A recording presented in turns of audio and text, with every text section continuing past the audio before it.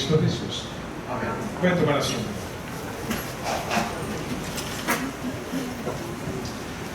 Antes de este pasaje, en el capítulo 13 es un muy hermoso capítulo lleno de parábolas, que son historias terrenales donde Jesús está enseñando verdades espirituales sobre el reino de los cielos. Ahí en el capítulo 13 habla de la parábola del sembrador y la explica. Está la parábola del trigo y la cizaña, de la semilla de mostaza, de la levadura, y explica más parábolas. Habla del tesoro escondido, la perla de gran precio, la parábola de la red, habla de tesoros nuevos y viejos. Y luego termina el capítulo 13 con el pasaje que hace poco leímos de cómo un profeta no es sin honra sino en su propia tierra, Nazaret. ¿Recuerdan eso cuando hablábamos de la fe, los diferentes tipos de fe del oficial que trabajaba para Herodes? ¿Se acuerdan? Cómo esto ocurrió en su tierra y muchos no creían en él. El capítulo 14 comienza con el anuncio de la muerte de Juan el Bautista y cómo Jesús se apartó de allí al desierto y oraba como él siempre hacía. Pero en ese mismo episodio se da la multiplicación de los peces y los panes, donde él alimentó a 5,000 hombres, además de las mujeres y los niños. Y enseguida viene esta situación del mar. Es importante todo lo anterior porque nos da un contexto. En los pasajes anteriores había muchos enemigos de él, muchos incrédulos, y es una gran multitud de aquellos que no creen en él, como ahorita dábamos un poco de testimonio. Qué impactante para mí, estoy seguro, como decía el hermano Cabo también, cuánta gente vive donde están estas evidencias de la realidad de la Biblia, de la fe que puede salvarles, pero parece que hubiese una agenda bien orquestada y planeada de rechazar a Jesús entre los mismos judíos y luego entre los musulmanes que dicen creer en Jesús como un profeta, pero prácticamente no creen nada de lo que él dijo. Creen en Jesús, pero de todas sus palabras, todas son rechazadas. Porque, y yo les dije, bueno, entonces, ¿fue un falso profeta? Es la duda que yo tengo. Dice, no fue un falso profeta, pero lo que es falso es lo que la gente dice que él dijo. Por eso es bien importante todos estos registros extra bíblicos que corroboran la veracidad de la palabra de Dios. Por aquellos que son enemigos de la verdad, no pueden rechazar lo que es fuera de la Biblia, que corrobora la Biblia, y muchos han venido a creer por esos registros. Cuando andas con la gente que no cree en Cristo, estás por el camino ancho, la puerta ancha, el camino espacioso que lleva a la perdición. Y mucha gente le gusta andar en ese camino porque se siente en buena compañía, en confianza, en seguridad entre la multitud. Pregunta aquí, ¿qué tal en buen ambiente, en buena compañía te sientes cuando estás entre aquellos que prefieren no hablar de Jesús, que prefieren no tener una Biblia en mano, no abrirla, no hablar de ella, no tocar ese tema? Aquellos que en cierta manera, no que nosotros vivamos una religión, porque religión hay mucha allá, pero es una religión que satisface en cierta manera, no del todo, pero el anhelo de Dios de alguna manera le da un poco de atole con el dedo al hombre, pero al mismo tiempo lo distrae de las cosas de Dios. Vas a ciertos lugares y cuando dan algún cierto registro te lo presentan, te presentan a Jesús no según el registro bíblico, sino según el registro de su religión. Por ejemplo, el hermano Marquette hablaba de la tumba vacía, pero también hay un templo del Santo Sepulcro, que es la Iglesia Católica, y que es distinta al Santo Sepulcro, que mucho más evidente por las evidencias es que Cristo haya sido sepultado acá, que donde están los grandes templos y monumentos, que por cierto les dejan mucho dinero. Curiosamente, el Santo Sepulcro no te cobran para entrar. No es ahí propiamente un negocio lo que están haciendo, pero los demás lugares sí es cobrar una cuota para poder ver lo que ciertas religiones se han adueñado de lo que puede o no sea el lugar, pero es aquí donde tú lo quieres conocer y te lo presentan bajo su versión, mas no bajo la versión bíblica. Y hay mucha gente que sigue el camino de la religión.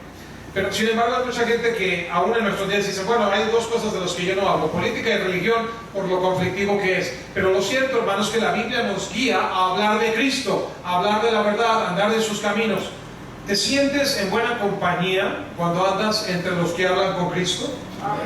Por ejemplo, cuando vienes a la iglesia, ¿cómo te sientes? No, pastor, yo me siento muy a gusto. ¿De veras? Entonces nos vemos a las 7 de la noche. Bueno, no es para tanto, pastor. Bueno, entonces el martes, domingo basta. ¿Por qué será? ¿Será que venimos nada más a cumplir? ¿O de verdad nos sentimos a gusto en los caminos de Dios, en las cosas de Dios? Digo, la iglesia es la casa de Dios, dice 1 Timoteo 3:15, columna y baluarte de la verdad, y nos manda a no dejar de congregarnos. Puedes ver allá entre los religiosos, por ejemplo los judíos ortodoxos, los has visto en el Muro de los Lamentos, y fuimos también a la tumba del rey David, la supuesta tumba del rey David, donde ellos están ahí orando y tienen su Torah y tienen estos movimientos raros que digamos no los haríamos nosotros, pero están orando con este movimiento hacia atrás y adelante continuamente. Tú los has visto, ¿verdad? En el Muro de los Lamentos, y no les importa quién los vea. Ellos mantienen. Fuimos a otro donde estaban haciendo este movimiento y ves que tienen estos como caireles que también les recuerdan de la ley, y ellos usan toda clase de elementos en su frente, en sus lados, en sus bolsillos, en sus manos, que les esté continuamente recordando los mandamientos de Dios. Conforme a lo que leemos allá en Deuteronomio capítulo 6, ellos tienen religión, mas ya vino su Mesías y no lo han sabido reconocer. Pero ellos continuamente están dedicados a eso. Hay quienes viven solamente para orar y no conocen la verdad, y ellos lo hacen continuamente. Por otro lado, cuando fuimos a donde está, si tú ves una foto de Jerusalén, lo más representativo de Jerusalén es esa visión del Monte de los Olivos hacia la Jerusalén antigua, donde ves el domo de la roca, ese domo dorado, y luego otro domo oscuro que es la mezquita de Al-Aqsa. Es muy notable esa foto, y aunque toda la ciudad y el país está bajo el control del gobierno israelí, en esa explanada, que se le llama la explanada del templo, dan control de ese lugar, por ser un lugar santo de los musulmanes, a los musulmanes. Y en cuanto entramos, lo primero que encontramos como grupo es ahí unos guardias que de inmediato dicen a la gente, excuse me, tienes que cubrirte los pies. Si vas con pantalón corto, short, o las damas con una falda aún que descubra la rodilla, dicen no es suficiente hasta la rodilla, y te ponen una falda, hombre o mujer, te ponen una falda hasta los tobillos. Gente religiosa, porque estás en un lugar santo, donde ellos dicen es el lugar donde su profeta ascendió al cielo. No es la Meca, donde está su profeta enterrado, pero lo consideran tan sagrado que no puedes entrar vestido indignamente. Y no solamente eso, las mujeres deberían ir cubiertas bien adecuadamente acá arriba con un chal, y si no estás, vas para afuera. Como aquellos que no conocen a Dios vivo y verdadero, pero creen en un Dios que no es real, tienen más celo por guardar una postura digna de la fe de ellos que la que nosotros tenemos, y decimos conocer a Dios vivo y verdadero, pero luchamos contra esos estándares. ¿Cómo te sientes tú, hermano, con Dios y las cosas de Dios? ¿Buscamos andar con Él, o buscamos más bien rechazar? Porque vas a encontrar a la mayoría de la gente en este mundo en los lugares que rechazan al Señor. Eso a mí me impacta, habiendo tanta evidencia y tan bueno que es Dios, y cómo nos ha amado y nos ha dado su salvación y nos da tantas promesas, que no le busquemos como la persona, el tesoro más anhelado. No le decían las parábolas que el mismo Cristo mencionaba el reino de los cielos como el tesoro escondido, y así lo debiéramos buscar. Un hombre que sabe que en aquel terreno hay un tesoro escondido, no dice nada, va y lo compra todo el terreno para hacerse de ese tesoro. Dice, así es el reino de los cielos. Y no lo buscamos, más bien vivimos en un mundo que parece tener una agenda perfectamente organizada en el rechazo de Cristo. Te das cuenta, por ejemplo, en las agendas de homosexualidad, y la agenda LGTB y la agenda del aborto, que no quieren saber absolutamente nada de lo que dice la palabra de Dios. Lo consideran, este libro que tú y yo consideramos una carta de amor, ellos lo consideran un lenguaje de odio, de homofobia. Y muchos cristianos están de acuerdo con la mayoría de este mundo. Si quieres estar en el camino poblado, vas a estar en gran compañía. Luego más adelante vemos, antes de llegar al pasaje que leímos, y de ahí va a salir el mensaje, estoy en la introducción, vemos un grupo de 5,000 hombres, a sus familias, que le seguían porque tenían necesidades. Ya no es tan grande ese grupo como el grupo de naciones enteras y ciudades enteras y etnias enteras que lo rechazan y que son enemigos. Pero es impactante, hermano, que habiendo tanta evidencia, por eso sabes que dices, hermano, no necesito ir a Israel para creer en la Biblia. Es cierto, no necesitas, pero verdaderamente crees. Eso es lo impactante de cuando vas, que no queda duda alguna de la veracidad de la Biblia. ¿Y cuántas veces hemos oído gente que dice, lo que me dijo nuestro chofer? No es que no creamos en Jesús, es que no creemos lo que otros dicen que Él dijo. Bueno, ven y ve. Es lo que dicen los ángeles, los mensajeros de Dios, ven y ve. Y por eso te decía yo que a mí, y como algunos otros, las piedras nos hablan porque dan testimonio del registro bíblico. Los 5,000 hombres, ¿por qué seguían a Cristo? Por necesidad. ¿Y cuánta gente no se acerca al Señor solamente porque y cuando tienen una necesidad? ¿Sí o no? Pero si no hay necesidad, no necesito de Jesús ahorita. Todo va viento en popa, hay comida, hay salario, hay trabajo, hay posesiones. De Jesús no necesito ahorita. Y luego Jesús, ya entrando en el pasaje que leímos de Mateo 14, 22 en adelante, manda a sus 12 discípulos a que suban a una barca y crucen al otro lado del lago. Tuvimos la oportunidad, como es común de los tours que se hacen, de cruzar el llamado Mar de Galilea. No es un mar, es un lago. También es conocido como el lago de Tiberias o Tiberiades, donde nosotros nos hospedamos por las 3 primeras noches. O también de Genezaret, que es otra ciudad en una de las orillas de ese lago.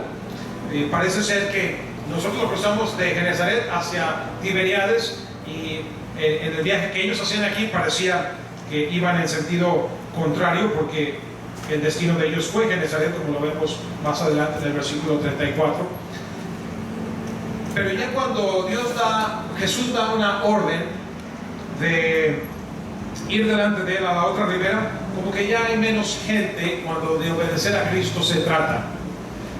Mucha gente hay donde está la negación de Dios. Menos gente hay de los que creen en Él para satisfacer mi necesidad. Menos gente aún va a haber cuando Jesús nos manda a hacer algo, si es que queremos que nuestra vida sea un testimonio de seguimiento a Él, de hacer la voluntad de Él. Ya hay menos gente.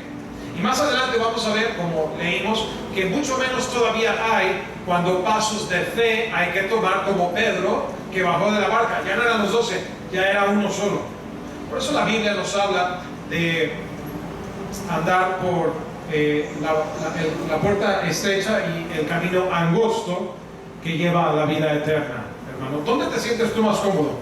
¿En compañía de la multitud o en el camino de Cristo, que de antemano te menciono es el camino menos viajado, es el camino más desolado? Y cuando tú decides vivir por fe, que como le he dicho, la fe es una pequeña palabrita de 2 letras, pero que define todo en la vida del creyente. La verdad es que, como les digo, en este viaje, y no solo por el viaje, pero si quieres entender el registro bíblico, hay mucho todavía que absorber. Todo lo que el Señor nos dio en este viaje, yo todavía tengo mucho por descifrar. Creo que los que fuimos, como les dije, cuando vas a una conferencia recibes mucha predicación, y si después tomaste notas, tienes que irlo rumiando o digiriendo al paso del tiempo. Y he estado meditando en la Biblia, empezando desde Génesis y viendo, por ejemplo, vamos a decir con Abraham, como es el padre de la fe, pero aún en su familia hubo ciertos pasos de no conforme a la fe. ¿Se acuerda cuando Sara se rió de que iba a tener un hijo a su edad avanzada? O bien cuando fueron hacia Egipto y tanto él como su hijo Isaac hicieron viajes que no estaban dentro de la voluntad de Dios. Aún Abraham negando que Sara era su esposa, presentándola como su hermana. Y de ahí sigues tomando tu registro de, por ejemplo, la vida de Jacob, y luego cuando Jacob y su familia son llevados a Egipto, y luego Moisés aparece en escena y tienen que salir de Egipto hacia la tierra prometida. El Señor les dice que procedan y marchen, pero ellos dicen no podemos, y por eso murieron a lo largo de 40 años en el desierto a causa de su incredulidad. Y por la incredulidad de no andar en el camino angosto y de no obedecer a Dios es que viene más pecado, idolatría, castigo, separación de Dios, guerras y muerte y destrucción. Viene a causa del pecado del hombre, y el pecado más grave que cometemos es el pecado de la incredulidad, de no creerle a nuestro Dios. ¿Dónde te sientes tú más cómodo, hermano? Es la pregunta. A la vista de todo lo anterior, puedes seguir analizándolo de la misma manera en el tiempo de los jueces y en el tiempo de los reyes y de los profetas, y vas a encontrar que esa es la historia de la humanidad, una historia de o crees o no crees, o obedeces o no obedeces, y de ahí se deriva el todo de nuestra vida. El todo de nuestra vida tiene que ver con nuestro andar y nuestro caminar con Él.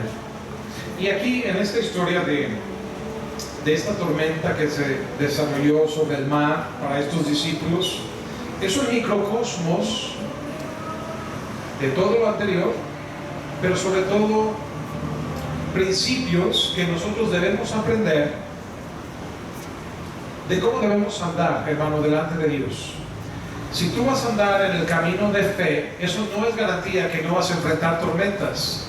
Jesús nos manda aquí a cruzar el lago o el mar a la otra orilla, y Jesús sabía todo lo que iba a pasar. Él no va con ellos, Él se queda a despedir a la multitud. ¿Cuál multitud? Los 5,000 que fueron alimentados, mujeres y niños. Se queda a despedir, pero los manda a Él adelante. ¿Qué no podía Jesús decirle, vamos a despedirlos a todos y todos juntos nos vamos a la otra orilla? No, los despide, porque Él quiere hacer algo con estos discípulos, y Él quiere hacer algo también en tu vida y en la mía. Luego que los despide, mira, ya menguaba. ¿Te acuerdas cuando se multiplicaron los peces y los panes? Entonces ya el día está oscureciendo, ellos entran en la barca. No parece algo demasiado extraordinario que ellos, siendo algunos de ellos pescadores, crucen en la barca de noche, porque de noche era la mejor pesca. El problema de esta noche en particular es que no es una noche muy buena para la pesca. ¿Por qué? Porque las olas están azotando contra la barca y amenazan con hundirla. Y Jesús no fue con ellos a propósito. ¿Dónde está Jesús? Dice en el versículo 23: despedida de la multitud, subió al monte a orar aparte, y cuando llegó la noche estaba allí solo. Jesús sabía que iba a enfrentar la tormenta juntamente con los discípulos. Los discípulos fueron sorprendidos por la tormenta, Jesús no. ¿Y sabes por qué Él no? Porque Él siempre estaba caminando con el Padre. El tiempo de oración es el tiempo de preparación para las batallas. Y hermano, ¿quién aquí no tiene batallas en esta vida? Si tú haces memoria desde tu más temprana niñez y recuerdas cuando tenías uso de razón, ya desde entonces tenías batallas, ¿sí o no? Angustias, tristezas. Yo por ejemplo recuerdo vívidamente una de mis angustias de niño. ¿Sabes cuál fue? Cuando mis papás me llevaron por primera vez a la escuela y me dejaron allí. Uno de papá no piensa nada pero esto es un trauma para un niño. Digo, acostumbrado a estar en casa con tus padres, todos los demás se van, pero tú estás en el lugar de refugio. Pero el día que me llevaron a la escuela, yo me sentí en un estado de desolación, de abandono, y lloré. ¿Puedes creer que yo lloré? De niño, y lo recuerdo vívidamente porque fue una gran angustia para mí. Y así te puedo platicar a lo largo de mi vida. Una vez mi familia fue desalojada de una casa y fue una angustia. Y a lo largo de los años, angustia tras angustia, yo sé que tú puedes mencionar las propias. Hay quienes pueden estar en angustia en este preciso momento. ¿Alguna enfermedad? En la mañana tuvimos reporte del hermano Rubén Escorcia. Mira, gloria a Dios por las oraciones. Salió del hospital. Todavía está delicado, pero recuperándose. La hermana Evelia de Navarrete mencionó, le dieron un buen reporte que el cáncer, resultado negativo, luego parecía que era positivo y otra vez negativo. La hermana Betty Rojas con reporte de cáncer, pero sigue adelante en la batalla. Angustias, hermano, preocupaciones. Le estoy dando aquí algunos ejemplos. El hermano Francisco Castrejón mencionando que su papá de 95 años, moribundo, que se muere, que no se muere, su mamá de la misma edad, pues batallando, si me despido, si no me despido. Es una angustia. Yo lo viví con mis padres hace no mucho, la misma situación. Angustias. ¿Cuál es tu angustia por la cual tú estás pasando? Oh, la angustia de cómo está pasando el país, la economía, ¿te preocupa? ¿La seguridad? Las tormentas que vienen a nuestra vida no le sorprenden al Señor. Es más, puede que Él esté detrás de esas tormentas con un propósito para ti y para mí. No para hacernos mal, para hacernos bien. El Señor mandó a estos discípulos a la barca, y dice el versículo 24, ya la barca estaba en medio del mar, azotada por las olas, porque el viento era contrario. Nosotros nos subimos en la barca, había muchísimo viento, pero no al grado de que temiéramos por nuestra vida. Pero nos dice cómo los vientos ahí pueden ser tan cruzados, que aunque es un lago, puede haber olas tan grandes que el hermano Hugo nos dijo que recientemente hubo gente ahogada en el lago de Genesaret, el mar de Galilea, el mismo lago del cual leemos aquí. Y podemos imaginar esas olas moviéndose, que algunos pescadores experimentados tenían miedo. Y es la noche, dice el versículo 25, la cuarta vigilia de la noche, es la hora más fría, más oscura. La última vigilia, que es la cuarta, es de las 3 de la mañana a las 6 de la mañana. Si tú te encuentras viajando de noche, viajas porque tienes seguridad de que el vehículo no te va a fallar. Pero si tienes duda de cómo anda tu carro, no viajas de noche, viajas de día, ¿sí o no? Porque de día sabes que va a salir por ahí uno de los ángeles verdes, o pueden pasar otros carros que se van a detener, puedes hallar algún mecánico abierto, o lo que sea que puedas necesitar. Pero de noche, lo más probable es que si algo te pasa, vas a pasar toda la noche allí hasta que amanezca. Y como el Señor, mira, les dejó pasar esta dificultad en el momento más difícil de la noche. Y ellos tenían miedo, pero es ahí justamente, ni antes ni después, sino en el momento preciso, que Jesús se hace presente. Yo no sé cuál es tu angustia, hermano, y ellos no lo vieron de inmediato, pero Jesús nunca está lejos de tu necesidad. Él está presente, Él está a nuestro lado. Especialmente lo vas a saber, ¿sabes cuándo? Cuando tienes una vida de caminar con Dios, de continuamente orar, de continuamente congregarte, de continuamente vivir en la palabra de Dios. No vas a tener duda de que Cristo está a tu lado. Es cuando no estás caminando con Él, cuando probablemente te encuentras fuera del redil, donde está su protección, que vas a tener duda de si Dios viene en tu auxilio en la hora de necesidad. ¿Por qué? Porque no estamos acostumbrados a estar caminando con Él. Cristo continuamente lo encuentras orando, por eso siempre había seguridad en Él. Sí, aunque Él es Dios, recuerda que Él se despojó de su gloria y se hizo semejante a nosotros en todo, menos en nuestro pecado. Bueno, ahí estaban ellos, y si algo pudiera ser peor para los discípulos, estando en medio de una tormenta, el agua agitada, azotando contra la barca, si algo pudiera ser peor es alguna entidad que les espante, porque ellos viéndole, dice el versículo 26, viéndole andar sobre el mar, se turbaron, ya estaban turbados, ya estaban un poco fuera de sí, con la tormenta en medio del mar, y luego se turbaron diciendo, un fantasma, y dieron voces de miedo. ¿Qué interpretas tú por voces de miedo?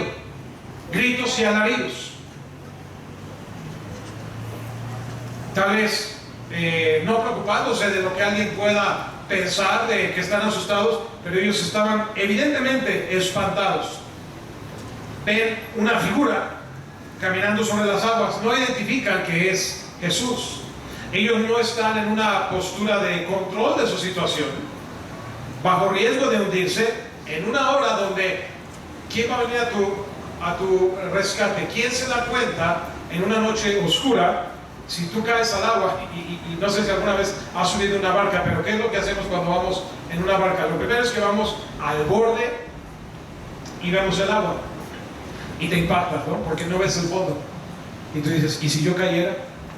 Es impactante, sobre todo sabiendo que otros han muerto en ese lugar, como Hugo nos decía, que hay quienes se han ahogado allí recientemente. Y no teniendo control de eso, ven una figura y no saben que es una figura amistosa, pero esa figura viene campantemente, cómodamente caminando sobre el agua. Eso inmediatamente te dice que esta entidad está en una posición de control que tú no tienes, por eso tuvieron más miedo. Jesús calma sus miedos, presentándose y diciendo quién es: tened ánimo, yo soy, no temáis. ¿Cómo está la fe de los discípulos? No muy bien, porque la respuesta del más firme en el grupo dice: Señor, si eres tú.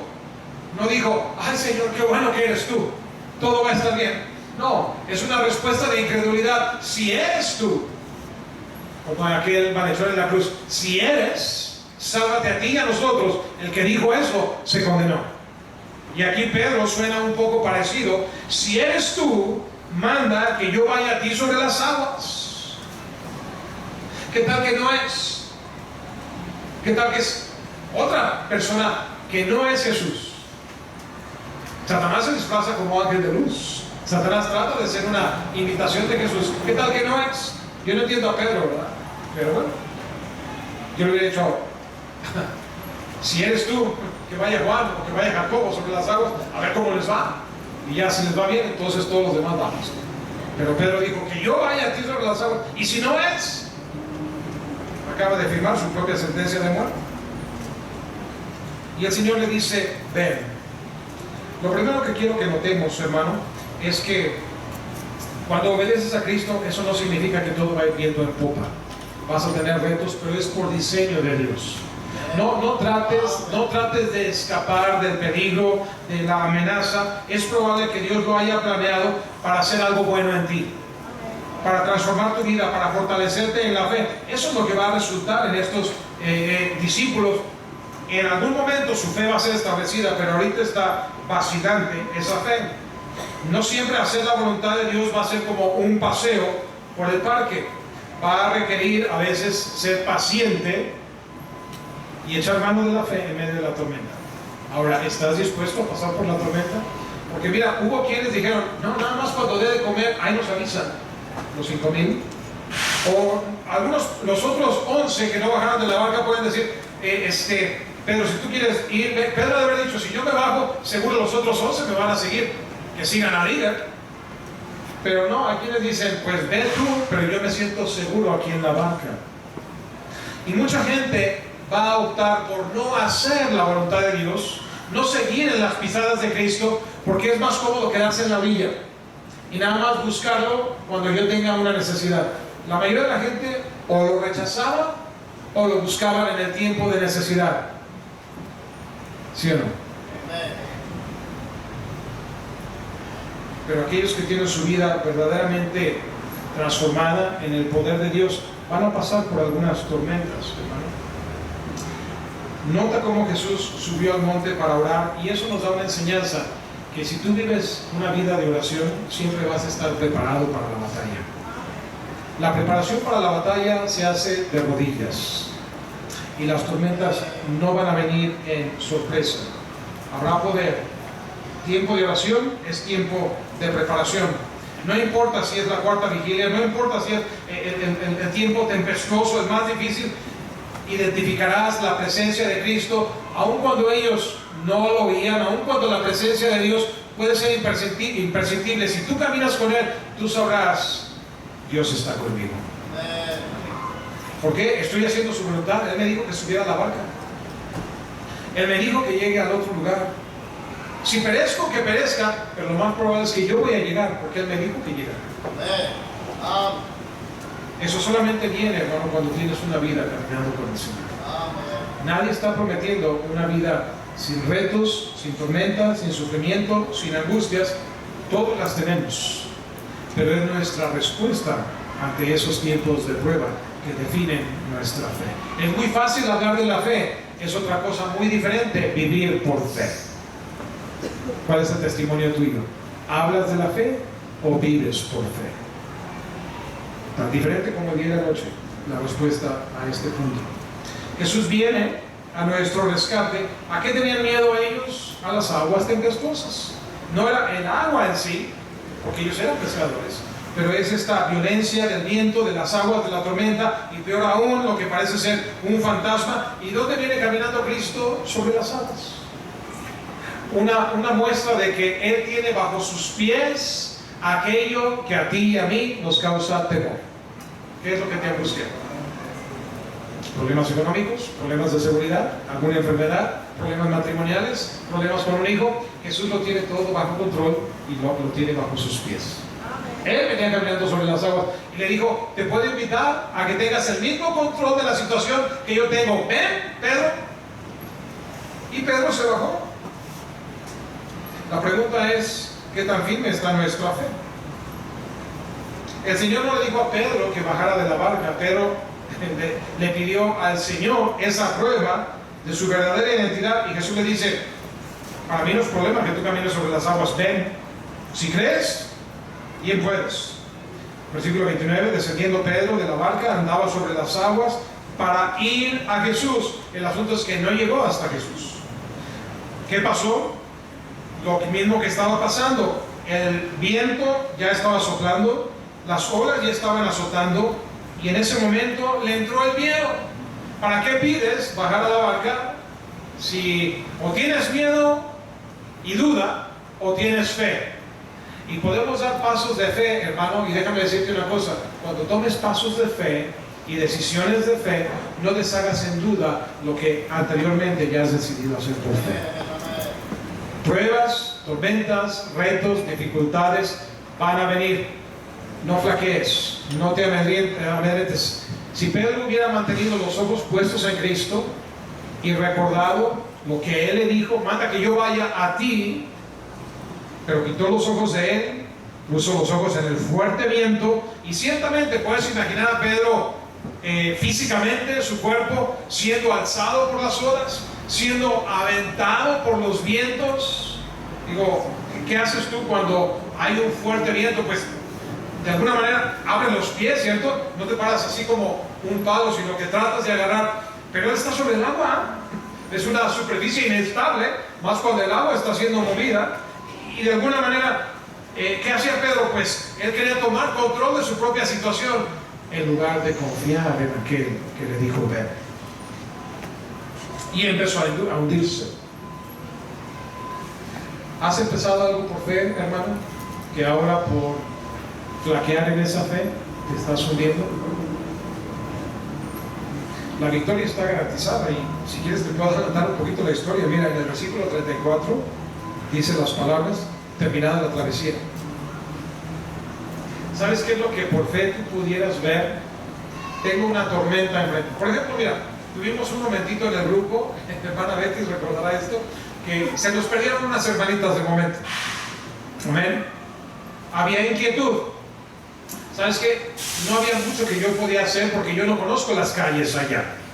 Los que conocen las calles allá, tanto Hugo como el chofer, nos dijeron: falta alguien, nos dieron instrucciones, ir al camión nos fuimos, ahí me quedé en el camión, puedo orar, no puedo bajarme e ir a buscarlas, porque más caos voy a causar cuando las encuentren y luego no encuentran al que quiso ayudar sin saber cómo. Pero mi fe era que va a terminar esa travesía y vamos a estar bien, y bien estuvimos. Y como ese ejemplo sencillo, yo no sé cuál tormenta, cuál dificultad, cuál angustia, cuál preocupación estás cruzando tú ahorita, pero por fe La fe es ese puente que nos permite ver del otro lado de la dificultad, porque la fe es definida como la certeza de lo que se espera del otro lado de ese puente, como la convicción de lo que no puedo ver por allá, pero esa es mi fe en base a lo que Él me ha dicho que voy a tener. Y por eso es que puedo mantener mi fe firme en Él, ¿sabes? Sobre todo porque si ya he tenido pruebas de mi fe en el pasado y Él ha sido fiel, puedo saber que de aquí en adelante es el mismo Dios y es la misma fidelidad. Si es la primera vez, conviene confiar. ¿Y cuánto más conviene confiar si ya has tenido pruebas de fe en el pasado?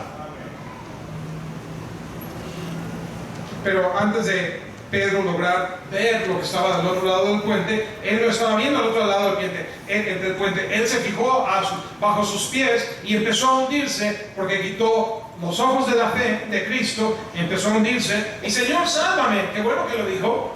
Pero hay quienes ni siquiera acuden al Señor. Hay quienes dirían, muchachos, mándenme una cuerda. Juan, tírate al agua por mí. Alguien más que me ayude. Cuando Cristo dice, yo soy tu ayudador, clama a mí y yo te responderé. ¿Y cuántas veces? Tenemos celular, tenemos internet, tenemos recursos, tenemos un guardadito, y recurro a mi salvación terrenal en lugar de recurrir al Salvador del mundo. Y bueno, él recurrió al Señor, Señor, sálvame. Y al instante, al momento, Jesús extiende la mano y lo agarra. Qué bueno es Dios. Que a pesar de que dudó, lo salvó, porque clamó a Él y le dice, hombre de poca fe. Hay una pregunta que tengo para ti, Pedro. ¿Por qué dudaste? Explícame, ¿dónde quedó tu fe? No es una pregunta que Él nos hace a nosotros. ¿Creíste primero? ¿Por qué deshiciste en duda, en miedo, en temor, en preocupación, en ansiedad, en angustia, lo que tú ya sabías que yo puedo hacer? ¿Por qué dudaste? ¿Por qué dudaste? Por eso te estabas hundiendo. Cuando yo te dije que íbamos a cruzar y te dije que tú, que te animaste a bajar de la barca, te dije, ven, era para que vinieras hasta mí. ¿Por qué dudaste? ¿Cuántos aquí en este momento estaban pensando, no, si yo estuviera ahí, pastor, yo nunca me hubiera subido a esa barca porque mira la tempestad? Yo me hubiera quedado bien en la orilla. Sí, el problema es que nunca vas a conocer a Cristo en esa cercanía. Y hermano, no venimos a ser entonces como aquellos que tienen tanta religiosidad y oran y tienen estándares que nos pondrían a nosotros en vergüenza, y no conocen a Dios vivo y verdadero. No sé tu hermano, pero yo quiero conocerle. Yo quiero tener ese poder. Eso es lo que Pablo mencionaba cuando dijo, todo lo que soy, todo lo que tengo, todo lo que he logrado, lo he dejado atrás, lo cancelo, renuncio a ello y lo cuento y lo tomo como una basura a cambio de ganar lo que vale la pena, el conocimiento de Cristo, el poder de su resurrección. Vivir todo lo que Él tiene para mí, porque no hay plan sobre la faz de la tierra, ni mío ni de nadie más, que pueda hacer de mi vida lo que Él quiere hacer con mi vida. ¿No quieres tú ese plan? ¿No quieres tú esa voluntad de Dios? ¿Cuál plan es el que tú quieres? ¿El de la orillita nada más? ¿El de lejecitos? La mayoría de la gente vive allí. El pueblo liderado por Moisés, Dios quería hablar con todo el pueblo y el pueblo dijo, no hable Dios con nosotros, hable Dios con Moisés y Moisés hable con nosotros, cuando ellos podían haberle conocido tal como Moisés, cara a cara. Ese es el deseo de Dios, mostrarse cara a cara con cada uno de nosotros. Y el pueblo dijo, no. Es algo muy terrible, es algo muy temeroso, no vaya a ser que yo sea consumido. ¿Se da cuenta la historia del registro bíblico? Si lo condensamos, de esto se trata en una palabra todo este libro y mucho de lo que hemos visto. Mudos, testigos mudos, dice el himno. ¿Por qué tanto mudo? En alguna forma ligado al pecado del hombre, a la idolatría del hombre, a la falta de fe del hombre, al deseo de alguien viene tras de mí, yo tengo que protegerme, no confiar en Dios, el hecho de que yo tengo que imponerme sobre alguien más. Es la historia de la humanidad. Pero nunca nos ponemos a pensar cuán grande es el futuro, la vida, el destino que podemos tener si seguimos el plan de Dios para nuestra vida. Al final de tu vida, ¿qué habrás logrado? ¿Qué cuenta darás de tu vida? ¿Hiciste aquello para lo cual fuiste creado? ¿O tendrás en alguna forma un conocimiento ante el tribunal de Cristo cuando cara a cara puedas verle y veas esos ojos de fuego resplandecer? Y que ahí entiendas que el plan que Él tenía para ti fue totalmente frustrado. No por Él, por nuestra falta de fe. Y nos diga lo mismo que le dijo a Pedro. ¿Por qué dudaste? ¿Por qué te quedaste en la orilla? A él le había dicho en otra ocasión: boga mar adentro. ¿Por qué no entraste a las aguas profundas? ¿Por qué no entraste en aquello que yo podía hacer algo grande contigo? Hacer mi voluntad. Cuando ellos subieron a la barca, se calmó el viento. ¿Te das cuenta? ¿Qué nos dice eso? Dios lo tiene todo bajo perfecto control. ¿Cuál es tu angustia? ¿Cuál es tu problema? El hecho de que tú y yo pataleemos y peleemos y queramos hacer esto y aquello por nuestra propia cuenta habla de nuestra falta de fe. Es una manera, como le he dicho una y otra vez, de declarar: no hay Dios, por lo tanto yo hago las cosas a mi modo. Y a mi modo nos hundimos, pero al modo de Cristo entramos en la barca y se vuelve a hacer la paz. Entonces los que estaban en la barca vinieron y le adoraron. Nota eso, que Cristo, cuando recibió adoración, nunca rechazó. Eso nos demuestra que Él es verdaderamente Dios. Y ellos que dijeron: verdaderamente eres Hijo de Dios, como si no lo hubieran sabido de antemano. ¿Por qué lo seguían entonces? Pero Dios trabaja con nosotros. Él es paciente para con nosotros, llevándote paso a paso y de la mano para que tu fe siga creciendo. En tanto que tú estés dispuesto a ir con Él, Él sigue trabajando contigo.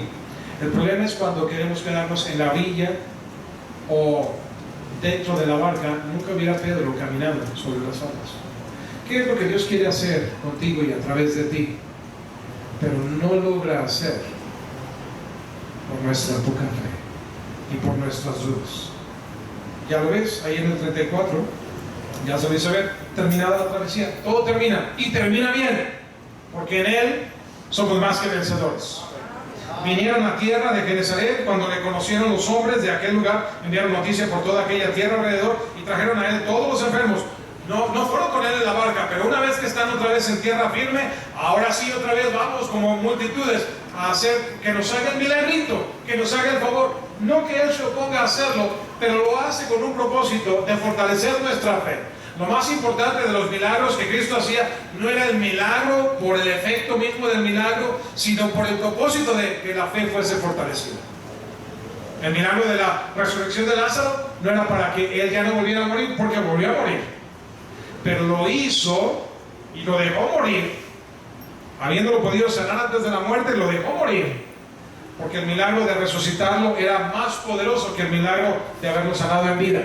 ¿Y por qué lo hizo así? Para ayudar a fortalecer nuestra fe, más que por el hecho de que Lázaro viviera. ¿Se dan cuenta de lo que Él quiere hacer en nuestro? Y mira lo que hacía la gente: le rogaban que les dejase tocar solamente el borde de su manto, y todos los que le tocaron quedaron sanos. Gloria a Dios por las buenas obras que Dios hace. Lo triste es que solamente le buscamos para lo que de Él podemos sacar. ¿Cómo te sientes tú cuando la gente te busca para cuando de ti pueden sacar algo? Pero cuando no te necesitan, te mandan a volar. Eso es exactamente como hacemos sentir a nuestro Señor. Él tiene un plan mucho más grande que lo que tú pretendes sacar de Él. El plan de lo que Él quiere hacer con tu vida. ¿Estás dispuesto, hermano, a meterte a la barca y cuando sea necesario bajarte de la barca y hacerlo aparentemente imposible en su poder, con el fin de conocerlo? ¿Están tus ojos y oídos atentos, hermanos, a lo que el Señor quiere hacer contigo? No por nada Pedro más adelante en una de sus cartas escribió: los ojos del Señor están sobre los justos y sus oídos atentos a sus oraciones. Pedro fue transformado, una fe firme. Y cuando lo dejamos obrar, se hace la paz. Vienen los grandes milagros, pero lo más importante es que nuestra fe crece. Y esa, hermano, es la manera de que podemos agradar a Dios. ¿Cómo estás tú ahorita, hermano? Tú y yo conocemos tiempos de preocupación. Las cosas no están de lo mejor, ¿ok? Y probablemente se pongan peores antes de que mejoren. Y no es para espantar a nadie, es para que nuestra fe sea fortalecida. ¿Cómo sabes que no es el Señor trayendo todas las incertidumbres que vienen a nuestra vida en su perfecta voluntad, porque quiere hacer algo grande contigo y conmigo? Amén. Nos resistiremos, buscaremos la ribera segura, como muchos se quedaban allí, o en medio de la angustia, el temor, la ansiedad, miraremos a aquel que calma las tormentas. Miraremos a aquel gran amigo que nos guía a caminar sobre nuestros miedos, caminar sobre las aguas. ¿Por qué no sales, hermano, de tu círculo de confort, de comodidad, averiguando qué es lo que Él quiere que tú hagas? Y que nada te detenga. Si Él quiere que lo hagas, obedécelo. Y si no lo llegas a lograr, decide: me voy a morir en el intento. ¿Te acuerdas de la reina Esther? No sé si viva o muera, pero lo voy a hacer. Y si perezco, que perezca. Algunos llegaron a morir en el intento. Muchos de sus discípulos, los primeros mártires. ¿Te acuerdas de Esteban? Dio testimonio de la palabra de Dios y murió apedreado. Pero ¿sabes qué? Fue una muerte gloriosa. Pastor, una muerte por apedreo es una muerte gloriosa. Es que los ojos de Esteban no estaban ni en lo sangriento ni en lo doloroso de la muerte por apedreo. ¿Sabes dónde estaban? En los cielos abiertos y la visión de Cristo esperándolo a la diestra del Padre. Tú y yo, hermano, podemos tener esa clase de vida, esa clase de hablar, esa clase de bendición. La decisión está en nosotros. Padre, ayúdanos, Señor, a entender